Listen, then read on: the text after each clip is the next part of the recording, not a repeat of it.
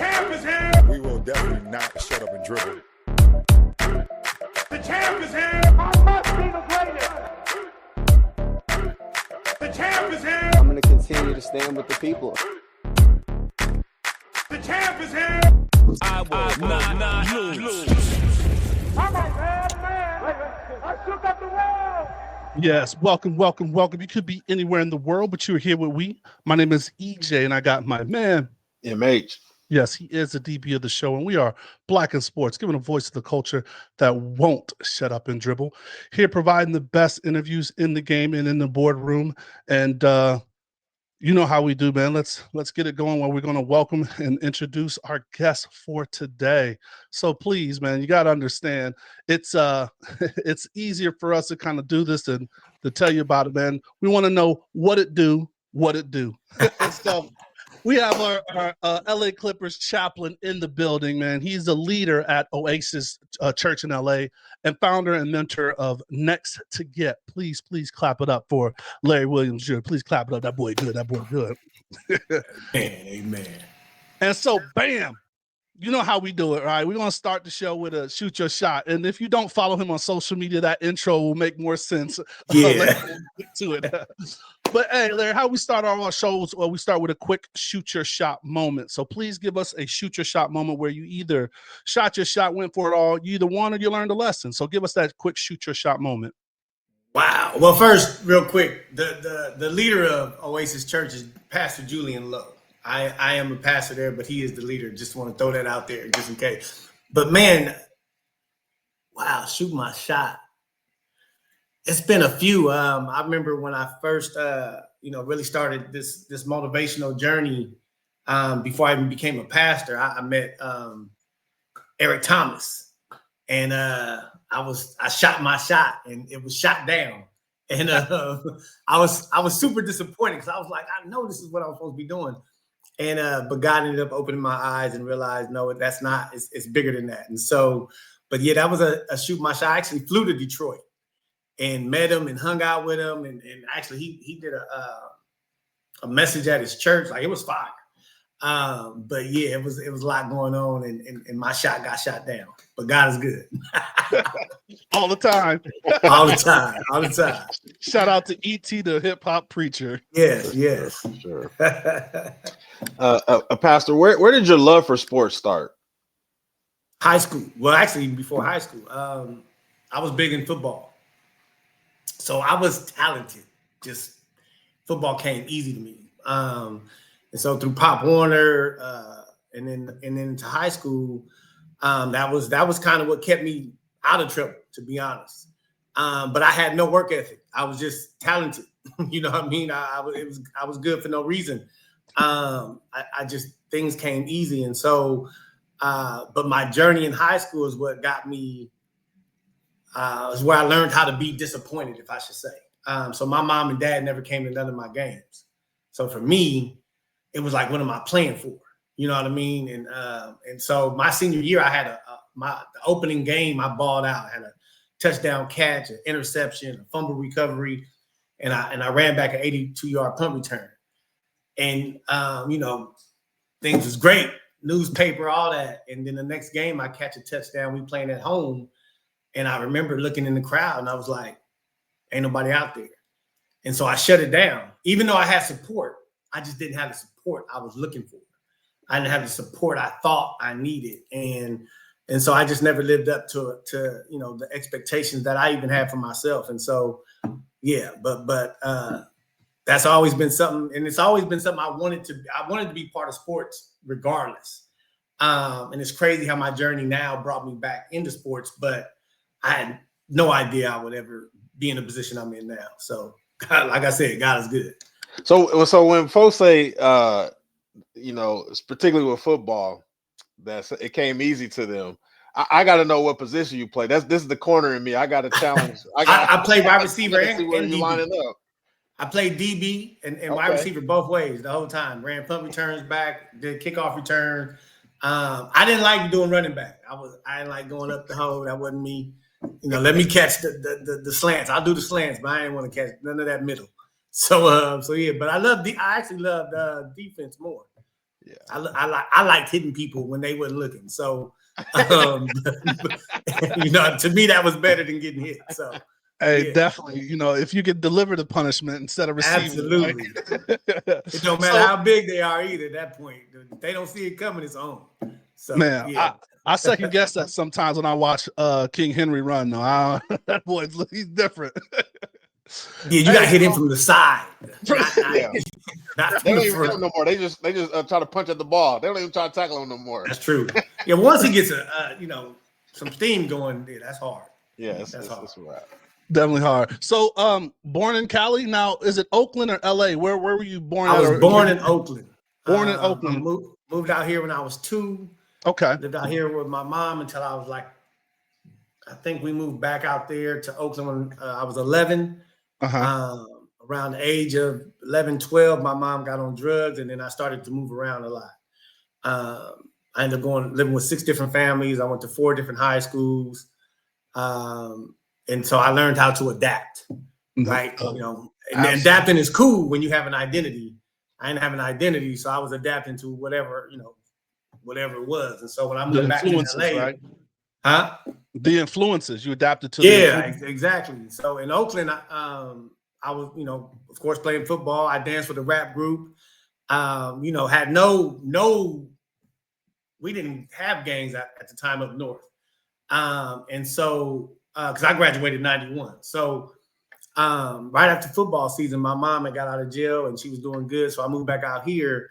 And yeah, that, you know, that's when I realized in Oakland, we said blood. Blood was like saying brother.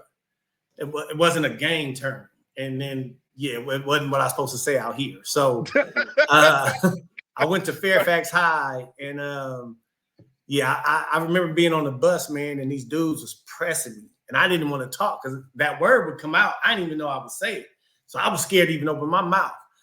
And I'm like, man, I'm from Oakland. They was like, no, where you from? Where you from? And I was like, I said, man, I'm by myself. And they was like, man, you by yourself? And I'm like, what? Man, ran the bus. I jumped off. I cut school for like a month. I couldn't. I was telling my mom I'm going to school. I was going to the roof, waiting for her to leave, and then I come back home. So it was tough. But you know, I ended up running into some friends that I grew up with, and then I went back to school. So yeah. All right. Well, I mean, so then talking about identities and traveling back and forth, I mean, maybe that's part of the reason you're a Raider fan, right? I mean, they went from Oakland to LA, back to Oakland. So that's a cold way to put it, dog. That's a cold right? way to put it. But you are a Raider fan, though, right? That absolutely ended up becoming your team, and so a lot of people, you know, like Oakland's hit like a lot of things when you talk about team movement and stuff like that. But are you still a Raider fan? Yeah, for sure. All right, even all to day. Vegas. Okay, all day. I love it. I love it. I mean, it's hard for me to say Vegas Raiders, but you know, even when they was in LA, I said Oakland. So it's gonna be like that for a minute. No, I get it. I get it. So just kind of going up, right? Like a lot of people leverage sports, right, to find their identity and, like, you know, to find that outlet, right? Like MH and I talk about this every draft time when they talk about the hard knocks of, you know, these kids coming up. But it is a truth for the culture, right? For us, right? That we see a lot. How far were you able to go in sports, kind of having that disappointment of the folks not there and, you know, switching from school to school? So when I moved out here, I was still my thing was still football. I was going to Glendale College, which is a community college. So that whole summer after I graduated in 91, I'm, you know, doing the whole summer thing, locked in, you know, working a job and then going to practice. And so when school and the season was about to start, I thought that my mom knew that once the season started, I can't work this job anymore because, you know, we play football on Saturdays. You got to go to school. So in my head, she knew that was my thing. And I'm like, you know, I know she's going to be locked in with me. And that wasn't the case. You know, she still wanted me to work, you know, 30, 40 hours a week. And, you know, I was crushed. I didn't even know how to tell her how much it meant to me. I just assumed she should know. Right. And so what was crazy too, man, and this is why I'm so big on us getting out of our feelings and being able to move to that next opportunity, is my coach, who I really didn't talk to that much. was calling me, leaving me voice messages saying, hey, man, call me back. Let's work something out. I don't even know if he knew why I stopped coming, but apparently he noticed me enough to reach out to me, and I never called him back.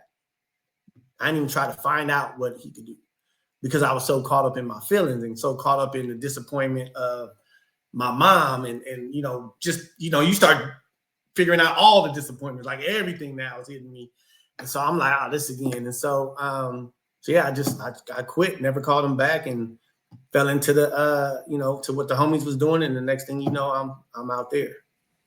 Hey, you kind of touched on what I wanted to hit on is kind of like, your mindset and, with the work you do now. I know you touch a lot on the youth mindset. We'll get into that further down the road on the show, but I just kind of wanted to get to your mindset during playing and moving different spots and what you were kind of going through. What was kind of your mindset at the time? You mean moving around? Just in general, how you were kind of approaching, you stopped playing, and just, how much sports and athletics could be an avenue. So what was your mindset at the time? For me, my mindset was, man, I felt like I already went through enough. Why can't this be easier? Like that was it. Like, how come I got to keep going through stuff? How come this can't just be easy? And because I had that mindset, then I fell into, I can't do it. Or I can't move forward, or this is too hard.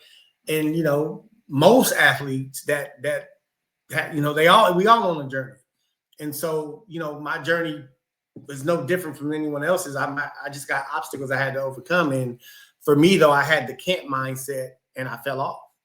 And then got to the point where, you watching TV and you like, man, I should be playing. You know what I mean? But that's on me. So I always tell people now, man, don't have the regret. Like, just play till you can't play. If you don't make it, you don't make it, but you didn't make it because you quit. Right. Absolutely. And so for me, man, I think it was a couple of years I didn't even like watching football because there was people I knew and I'm like, man, I should be out there. So yeah, it was hard. And that's a life-changing thing too. You make it that far. And again, when you don't know if you could have made it, that's what eats you up. And so for me, just watching it, like, man, I could be out there. Ooh, that was hard. That was tough. So getting from that transition, right, losing something that brought you maybe a semblance of joy, right, like something that you were good at naturally, right, like innately. So then comes around, the moving and things like that. And a lot of times people forget that us in life like to be in groups or in a tribe, or we like to be inclusive. Like we want to have a partner, right? We want to have that comfort of that relationship. And then, you started finding that in the neighborhood, right? And I don't want to assume that, but like, that's where your affiliation, started to come from. How did you kind of start to get into that like culture, or what was the first thing that pulled you in, or like kind of take us through that briefly, because that sets up to where you're heading next. So it was, I was still working. I would, come get off work and go hang with the homies sometimes on the block, and wasn't really like in the beginning, wasn't no thought that I was going to be doing that. But then when my mom got back on drugs, so that the summer of 91, she ended up getting back, or I should take that back. When school started in 91 again, so that September around that time, probably maybe December. So going into 92, she got back on drugs. And then that was just a thing for me. I'm like, kind of homeless, don't have nowhere to go. I'm staying at friends' houses. And then I just felt like I needed love. And so the homies, were showing me the love that I thought I needed. And so, I didn't want to be a little homie. So I went out and made a name of myself and did a lot of things that my family up north would be like, I can't believe you did that. And so, so I got into the selling drugs, of course, gang banging and doing all that, all what comes with that. But then, doing robberies. And that became like my thing was, robberies became my thing. And, but it was more of, the guy that got me into it. I think I looked at him like, like, dang, I want to be like that. And so then I was doing my thing like that and not realizing, when you're doing something and you're not getting caught, there's no consequences. Yeah. Like, it's so you feeling good every time you get away, like, ooh, ooh, ooh. And so, it wasn't until I had a moment of, man, this ain't good. This ain't it. This ain't it. That really was like the aha moment. Like, I can't keep doing this. So, but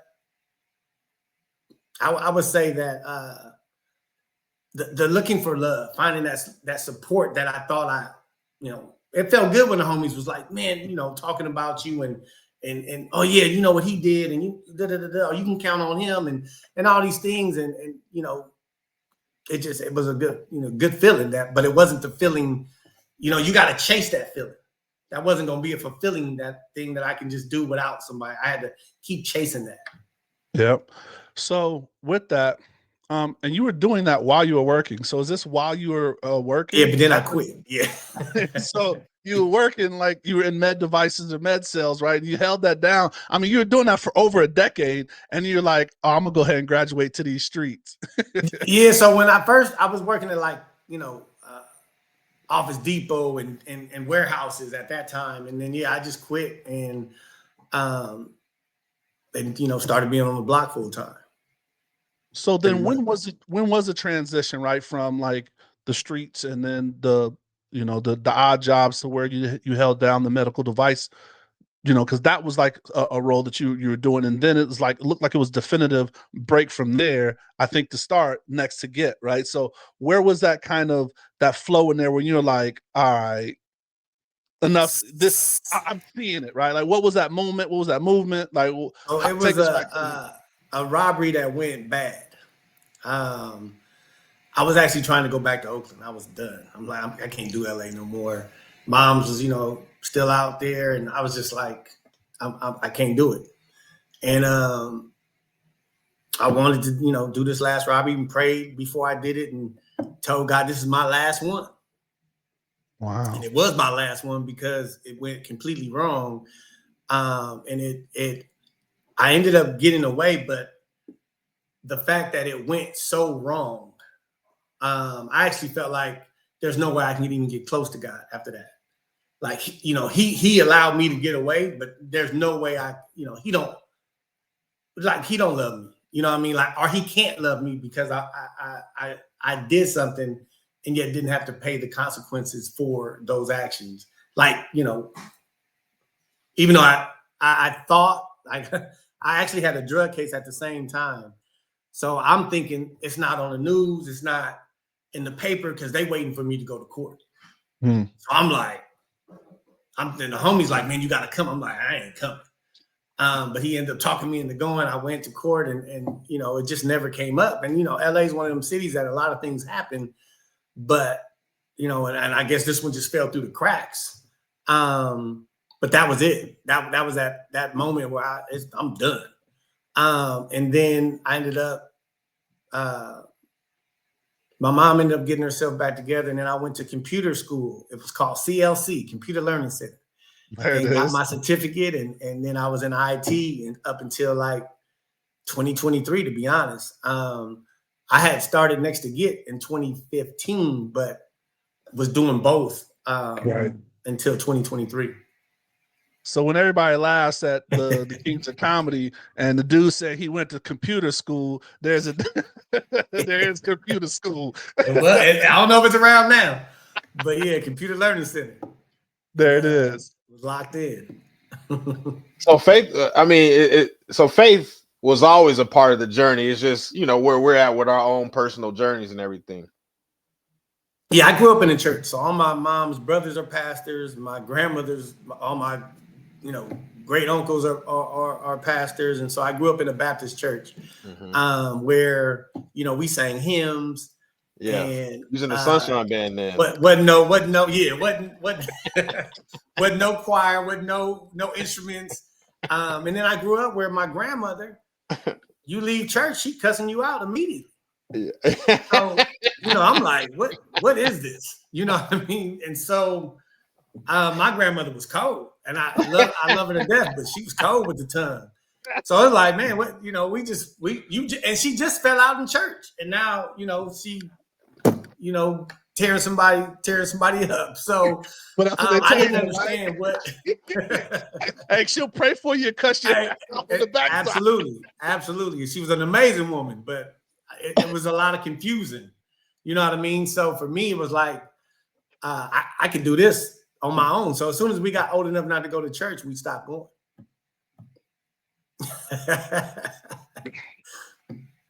Yes, sir. Yeah, no, I understand. I mean, my grandmother wouldn't cuss me out, but well, she wouldn't cuss me out. Oh yeah, but just not me. She loved me. Yeah, she would cuss somebody else out. Yeah, but I grew up in the church as well. My dad was a pastor, and really all my life I spent a lot of time, a lot of Wednesday nights, a lot of Friday nights, a lot of Saturdays, clean up the church. I was a drummer, usher, singing in the choir, all that kind of stuff. So I know all the roles. But it's funny that you were saying, it's almost like you almost have to find God for yourself, even though you see it through a lot of different avenues to your folks and everything like that. And it's just interesting hearing your journey. There was a moment where it was like, yeah, I gotta pray to God myself. I have to build this relationship for myself. Yeah, and I didn't really know how to for a long time. Like I didn't know what, I was one of them dudes that went to the altar. When things ain't good, I'm into all. I'm crying. I'm giggling. And God always showed up. Like he would, if I needed a job, he showed up. I was like an altar boy. I'm always at the altar. And then when God wanted to stop giving me milk, I didn't understand. So then I would fall back off. Like what happened to all the blessings I was getting? And I'm looking for that still. And so, but I didn't understand what surrender meant. I didn't understand what actually submitting to, breaking down my flesh and really walking in this and being obedient. I didn't understand any of that. And so it wasn't until I really did that really started to change, my perspective and my walk and everything. So. Nice. So we're really building up to like this big crescendo, but so you're building, next to get during this process, what got you back into the church, right? Because like you said, you're surrounded by all your family that's in the ministry in some form or fashion, right? And then, grandmother and everyone's here. And then like your mom bringing you back and forth. And what brought you back to not only like being in there, but being an actual servant, under the church? So I would say about 2012, 2013, me and my wife had we were struggling. It was a lot of tension in the house. And to the point where I didn't know if we was going to stay together. We could talk really good on the phone. And then as soon as we get in this house, it was like, it was a lot. Neither one of us really wanted to be around each other. And so, but I was also one of them guys that if you didn't do what I felt you should do, now I'm in my feelings, so you're gonna get my feelings.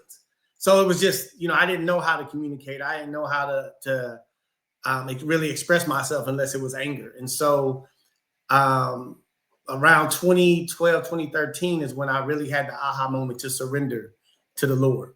Even though I've been going in and out of church forever, but going to church is great, but what are you doing outside of church?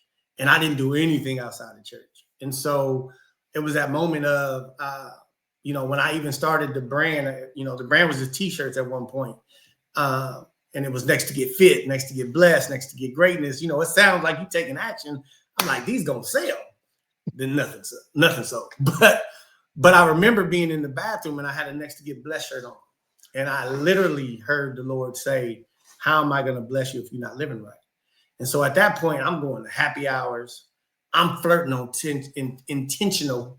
I'm getting tipsy so I can flirt. So if I do get caught, it's because I was tipsy.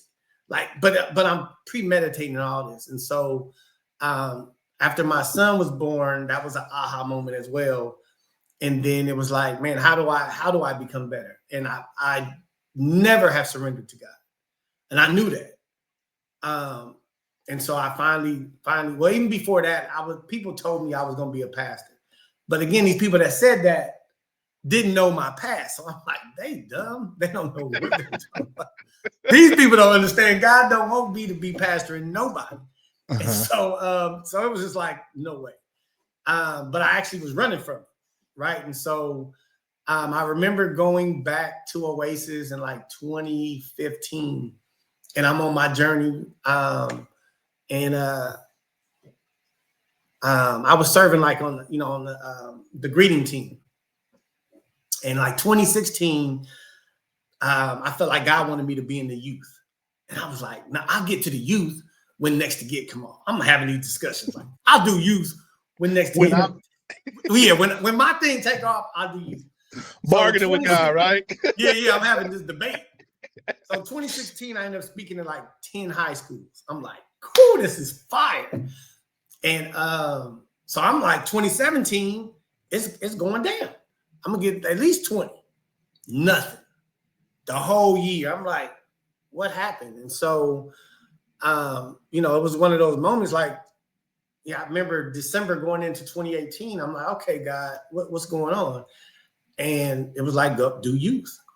And so the first Sunday that youth had service in 2018, that really changed my life because I met a kid named Daylon, who was the first kid I mentored, who I still talk to this day, even mentored his younger brother. They were from Ohio. Their dad was murdered, and he was like 11, 12 at the time. His brother was maybe 10, and then he had another younger brother and then a younger sister. And I felt like I wasn't doing it. I felt like I needed to do more for them. They was homeless. I had got them a place to stay a couple of times. When you're homeless, you can't really take showers like you could. You should.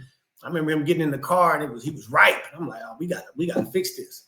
And so, but there was a moment where we used to meet at this like little restaurant, a couple of leaders and a lot of youth, and we were just going around. They was like, who here can say someone in their life that impacted them? And so we're going around, and it got to him, and he was like, my grandmother. And then he pointed, and he said, Larry, and he pointed to me. And I was like, and in my head, I had literally just told my wife like the day before, I feel like I ain't doing enough. And he was like, and pointed to me, man, I was teary-eyed and everything, like, what?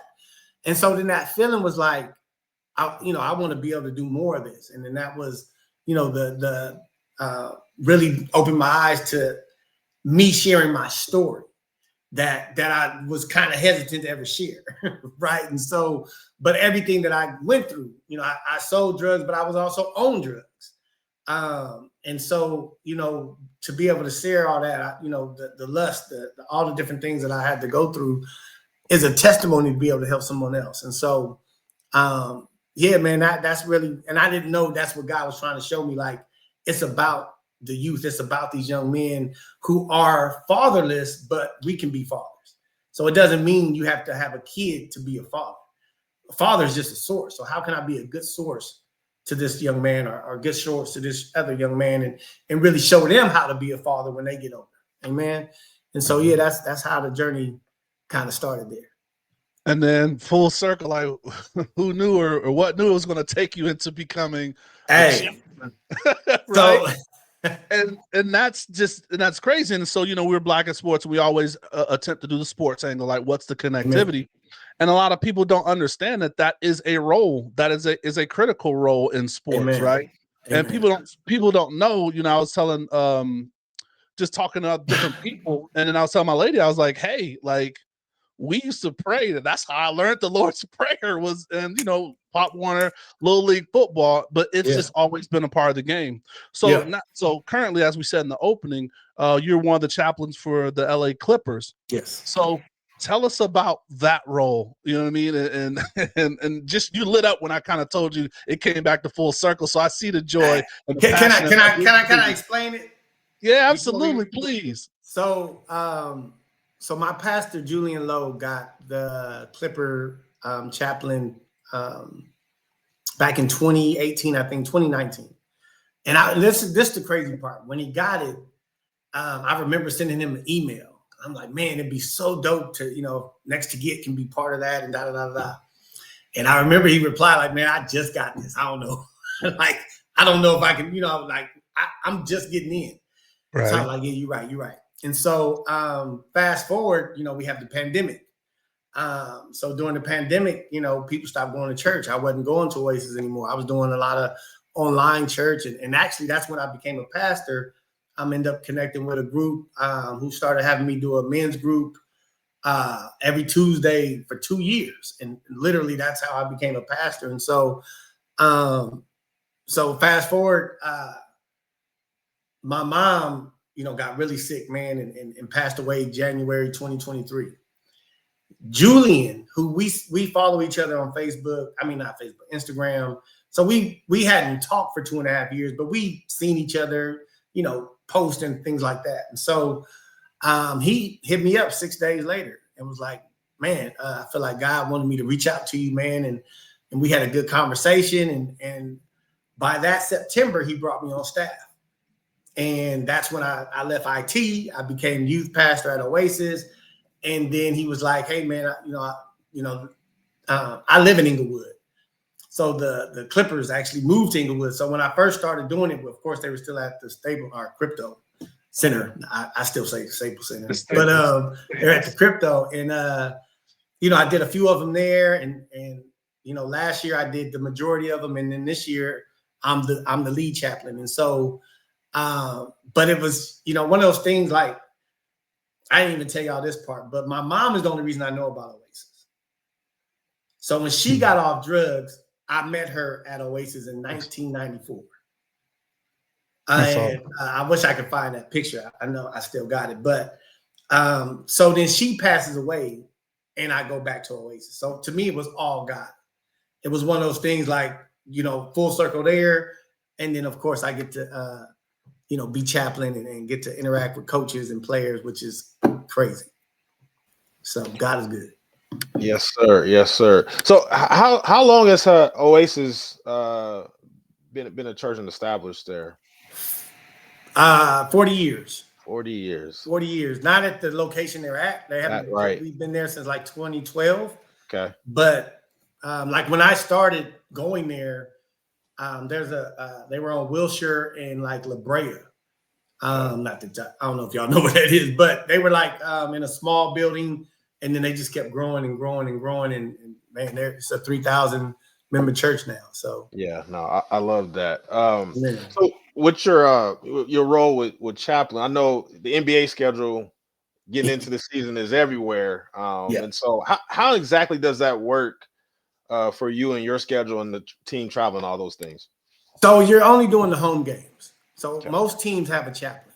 I want to say all teams, but I would think all teams, but definitely most teams have a chaplain. And so you're doing all the home games, and you're doing it for both teams. You're not just doing it so whoever they're playing, they come to chapel too. Okay. Right. So which is a dope thing because now, if you're on the road for 8 days, you still can get connected with a chaplain. Right. So it's pretty dope to see the players come in and. You only get like 15 minutes. So they come in an hour before the game, whatever time the game starts, chapel's an hour before.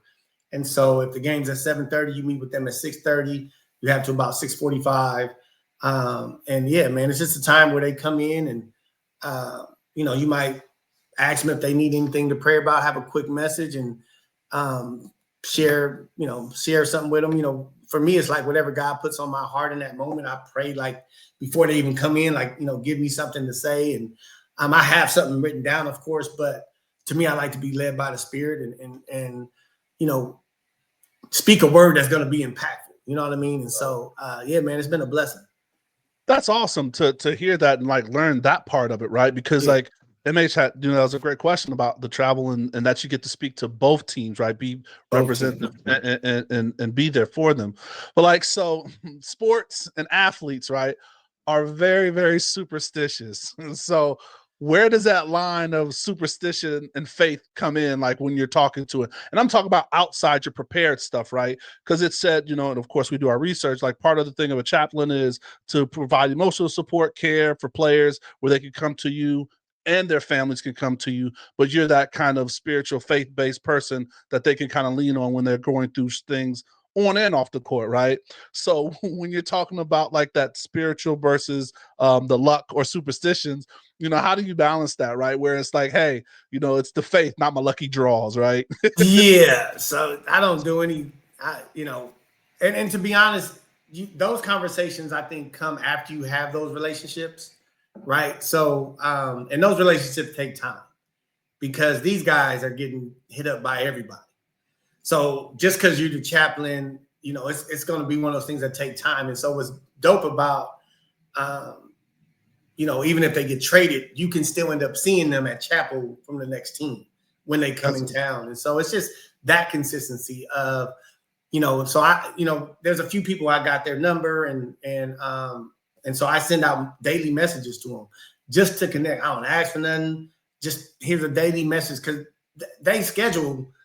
First of all, they got practice, then they traveling, then they come back. You know what I mean? So they don't Sundays aren't happening. That's not gonna happen. Not during the season at least. And so for me, it's like I'm just wanting to show any type of love in a way where they don't think I'm trying to get something from them. And so, but again, that takes time. And so I haven't gotten into the superstitious part. And the other thing about chapel is it's not mandatory. So you don't have to go to chapel, but they do know chapel is at this time on this day and all of that. There's some teams, man, like the whole darn team darn near come. It's fire to see some of the teams come, but that's awesome. It's that process of building those relationships, but they take time. No, that makes sense.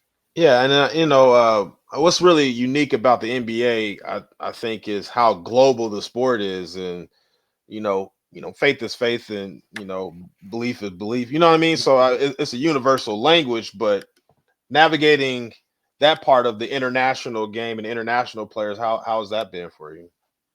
It's been awesome. I mean, by the time they really get settled out here, they speak English pretty well. So and what's funny is I feel like they're the few I've met and connected with,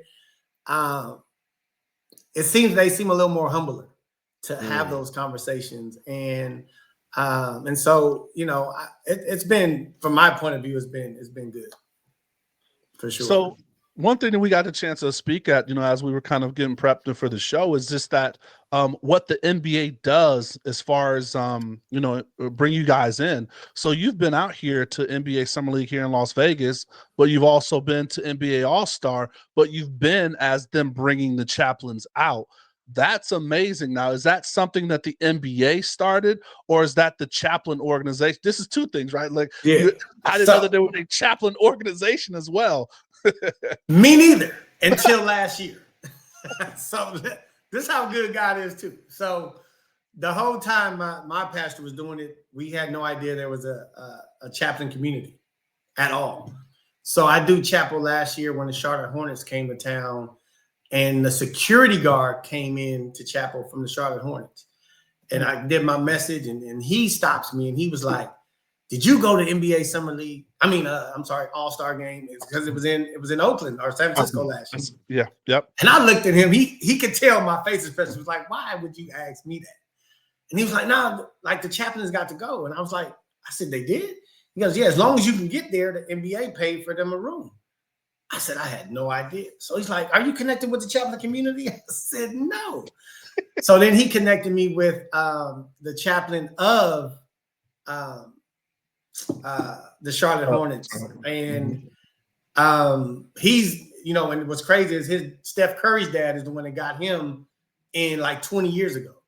And so, man, the chaplain's been doing the NBA All-Star, I think, for the last 6 years. That's dope. But they've been doing All-Star, Summer League for maybe 9. And man, it's just growing and growing. And so I got to meet the chaplain from Miami. I got to meet the chaplain from Golden State Warriors. I got to meet the chaplain from Indiana. I got to meet, I can't even think of all the teams, but it was like 15 of us out there. And then we went and did community service. We spoke at Clark County Detention Center, which was amazing. Got to play some hoop with the kids, and it was dope, man. So, and the same thing we want to do out here for All-Star. So, because it's out here this time. So, yeah.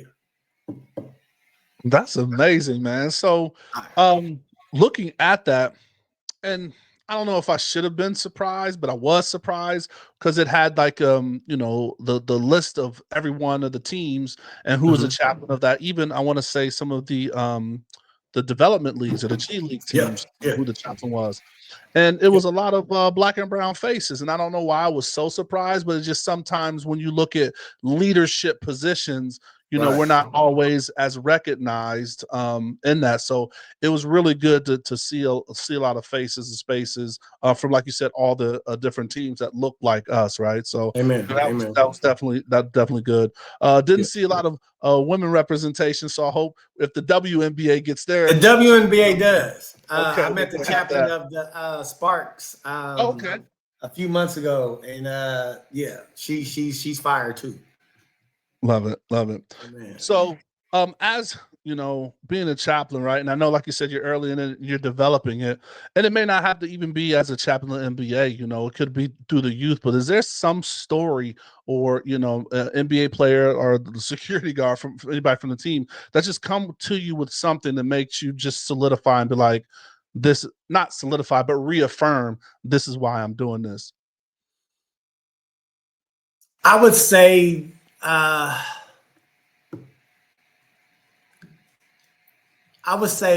a moment that really impacted me was so Westbrook used to be on the Clippers. And first of all, man, Westbrook come to every chapel. I don't care what team he on, he come in the chapel.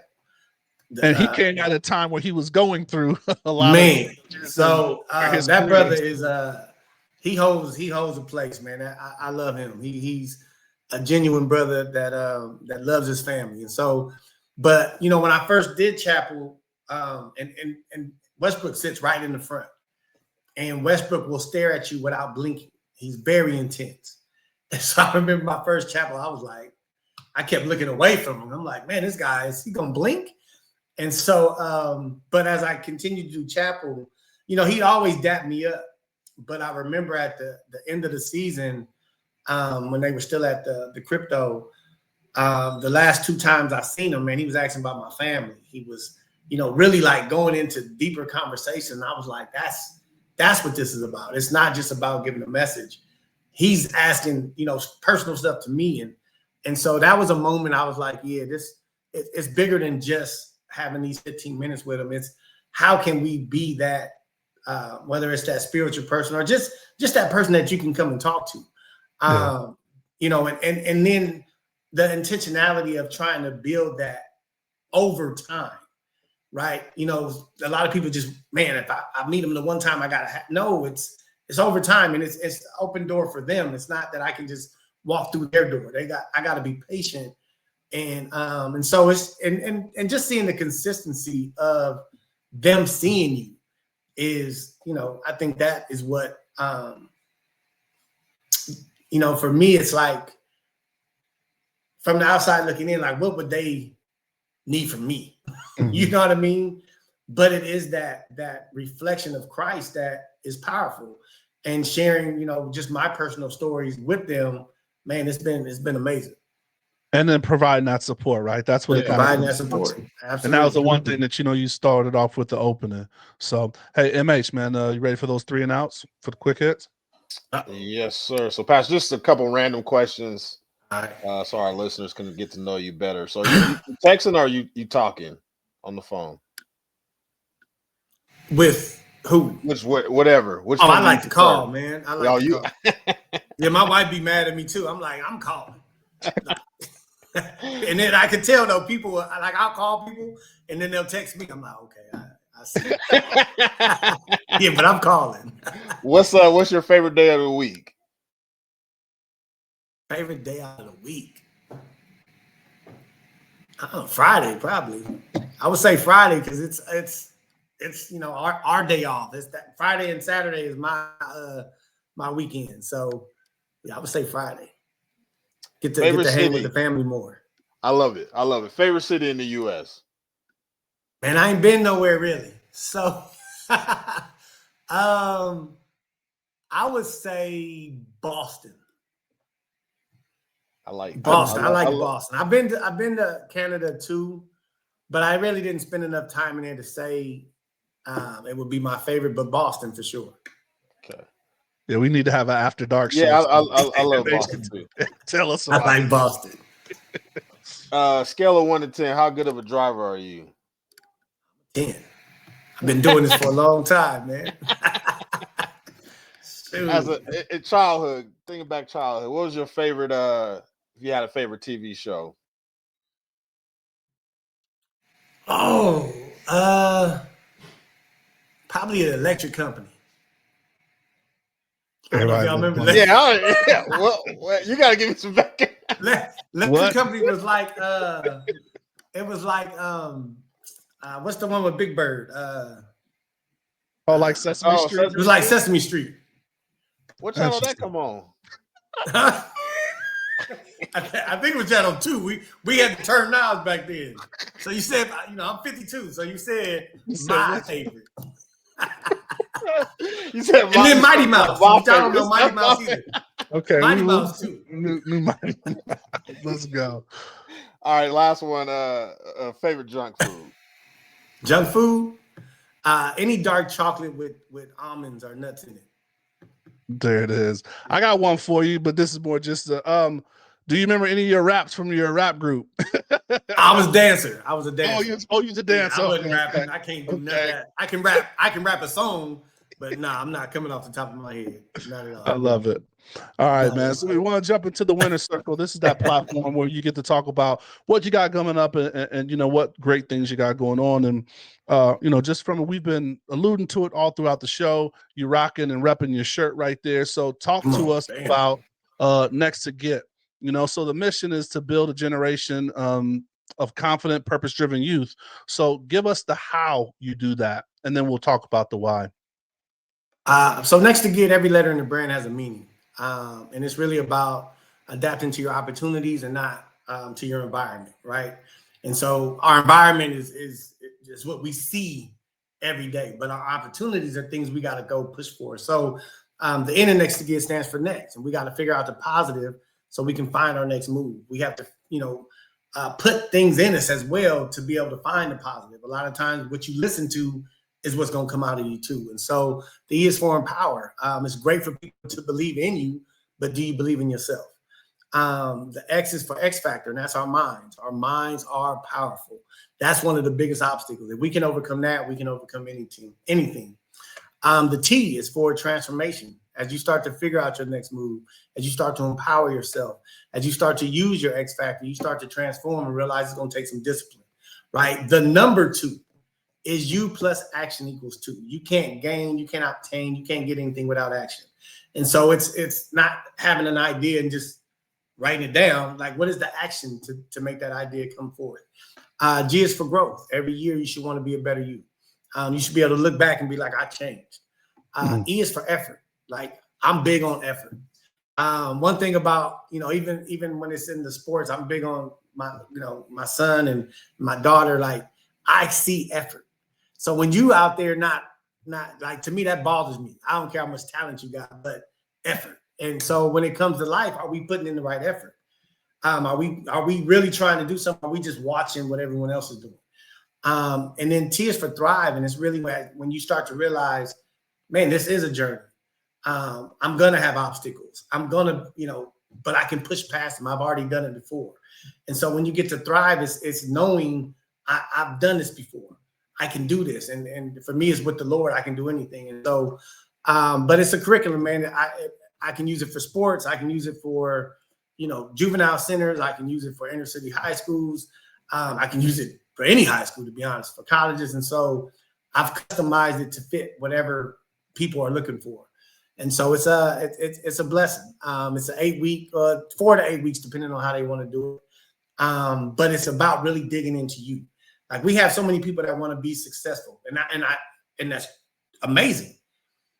But how many people have we heard of that, multimillionaires and commit suicide, multimillionaires and depressed, multimillionaires and doing every drug they can find, multimillionaires and just super prideful. And so it's about character. Next2Get is about building your character, your identity, and having that identity in Christ. and really becoming a better you. And then when you become better, everything you do becomes better. And so it's that process. I want to get that person to know he can or she can go through anything and push through. Because life, as y'all know, man, you ain't never not had an obstacle. That's for sure. So you guaranteed to go through something. And so I just want to be able to make it easier to get that mindset so that they can, move forward and then really find their purpose. Like we got so many people out here that don't know their purpose. So if you don't know your purpose, you're going to just be all over the place. And we all got a purpose. Some are bigger than others if you want to look at it that way, but we all got a purpose. And what that purpose is to be a blessing to others in some type of way. So what is, I'm trying to dig in and figure what that is. And then how do we, get you in the right position to succeed in that? Amen. Amen. So it was dope, right? Like, so you said it started off with the t-shirts, right? Man, it's a t-shirt. But, events, so you're out there in the community. I've seen some stuff with humanity and just some other works that, that you're getting out there, right? Because it's about learning, giving purpose but expanding and exploring that, like, understand that you can be a gift, to others, no matter what circumstances that you're in. And then like you said, now you build into this curriculum. It's great to see that evolution and growth. What is the biggest part or the biggest thing that you're pushing right now with Next2Get? I would say the biggest thing right now is I want to have a facility. I have a lot of youth that I'm connected with, but I gotta go all these different places. You know what I mean? Like there's no one-stop shop. And I feel like, especially in the community of Inglewood, like, man, you have a place that they can come to, 6 days a week. And for me, man, I've had this vision, like, it can't just be like like a YMCA. And I'm not hating on YMCA. But it's gotta be a place where, like, when you come in, you don't feel like you in the neighborhood no more. You feel like, man, I want it to be nice and just to give them a different perspective of, what things can look like. Because when you go walk down some of these streets and you just see trash and the grass look nasty, and well, that's messing up their environment too. So for them to come into a place that doesn't look like what they come from, and they can have fun and enjoy and also get some wisdom, for me, that's a big part. So right now that I'm trying to figure out how to do that. I'm not good at fundraising. I don't even know. I like being in the community. So, but God is putting people in my life right now. So that's a blessing. But to figure out a facility to have to really hone in to the youth on a regular basis. So you just, go ahead, MH. Oh, so you just went through kind of, I don't know what you want to call it, like a program of how to make your nonprofit run more like a business. So hopefully you're picking up those things. How important is it to, like, show that you're just not another nonprofit, right? Because a lot of times people think, hey, I want to do something good and I just want to start a nonprofit, and then we get into it and it's not run efficiently, and then that blessing is lost, right? It went from a great idea, but no direction and way for growth. So talk to us a little bit about how important that was for you. Well, I think that I've learned, when I first heard about nonprofits, you just think you get this money, and of course you got to do stuff with the money, but you also got to run it like a business. So you have to, and what I mean by that, not just doing what you say with the money, but also making sure during hard times you have enough money to sustain you if you don't get funding, or whatever the case may be. Because maybe you get funding from fundraisers, or you should get funding from anything. I mean, everything you can get a funding from, you should. But also making sure you're not just overspending, because you got to run this as a business. You got to have people you have on staff, but then you can't just say, oh, I'm going to spend $1 million this year, and then you realize next year you don't get that money anymore. So now what? Now we got to let people go, or we got to, the facility can't run, or whatever the case may be. So It's really running it as a business, and having the right people over that to help you run it as a business. And so I've learned a lot of that, through this process. I thought it was easy to get funding. It is not. Maybe back in the day it was, but Right. it is no joke now. No. And so they put a lot of things, like especially when you get funding from the state or from the county, they put a lot of things in place.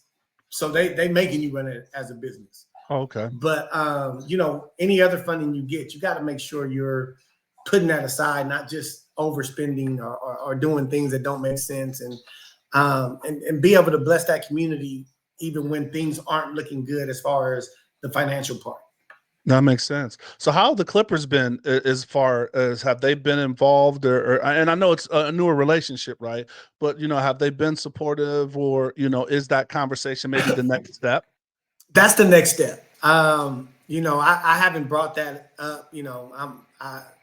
I feel like God will organically give that opportunity when it comes. I'm just blessed to be in this position. But what's dope is, the All-Star weekend is out here. So what's dope about that is when I met with the Chaplins in Vegas, they were like, man, whatever we do out here, let's promote the brand too. And so, I'm just excited for what God is doing, man, and not trying to do too much on my own and really rely on God's strength in this and his wisdom. But I do believe I do have a vision of us doing a lot more together. So for sure. And they in Inglewood, so it just makes a lot of sense. Right there, right? And a closed mouth don't get fed, though. Come on. It don't, but But no, I definitely understand. Like you said, praying on it and figuring out, because it's also timing too, right? Like, and Absolutely. There's a season for everything. Absolutely. So, but no, I'm excited, man. We got some youth coming out here. We got approved to have 15 youth be driven out here.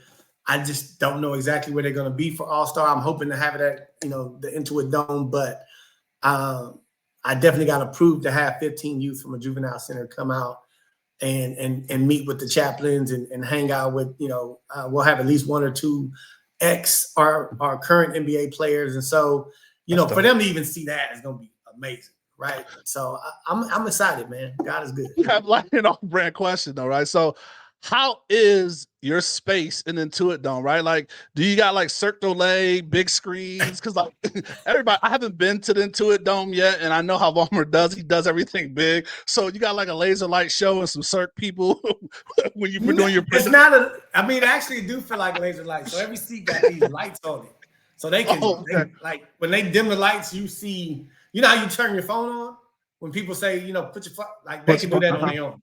They don't need you to turn your phone on. They can change it to any color they want. Your seat pretty much lights up. But the have you been to SoFi?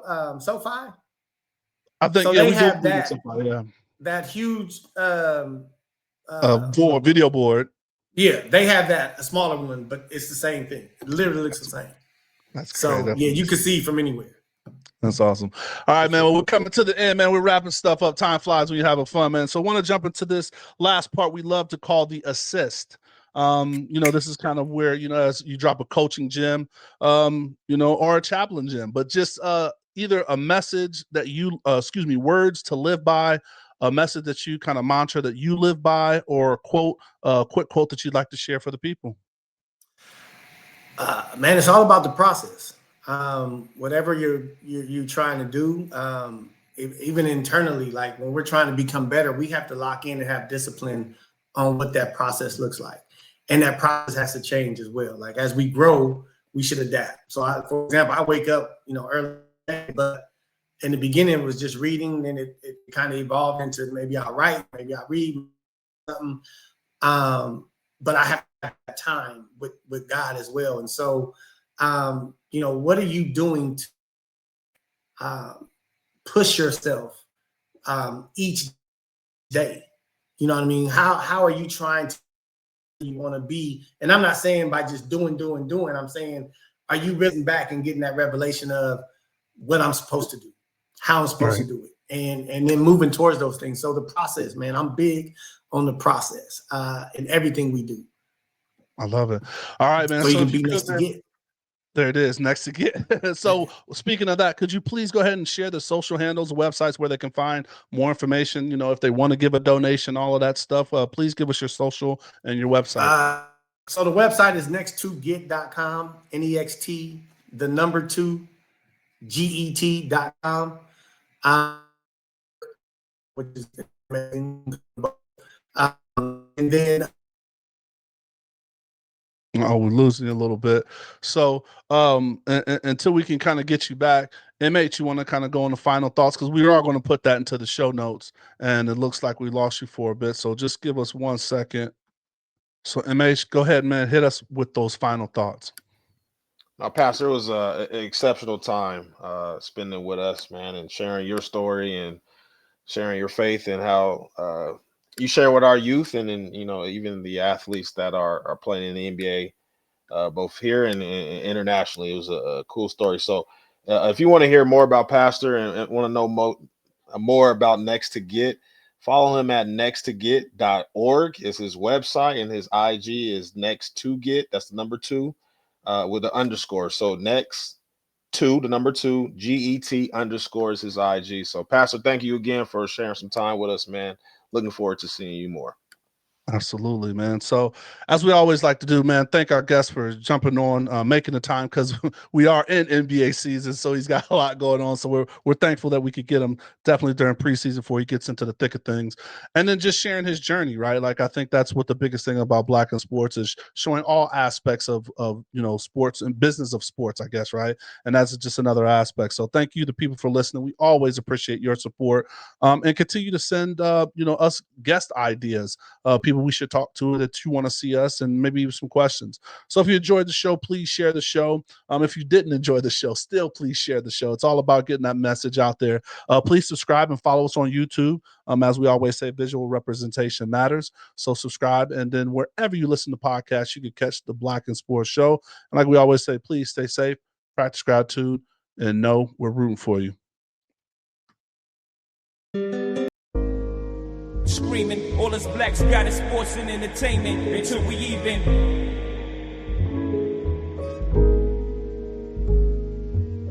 Assuming I'm rooting for everybody that's black. Yeah. Yeah. Assuming I'm rooting for everybody that's black. Yo. Look. Assuming I'm rooting for everybody that's black. Spent about 2 racks on handmade new rags. Assuming I'm rooting for everybody that's black. That's everybody.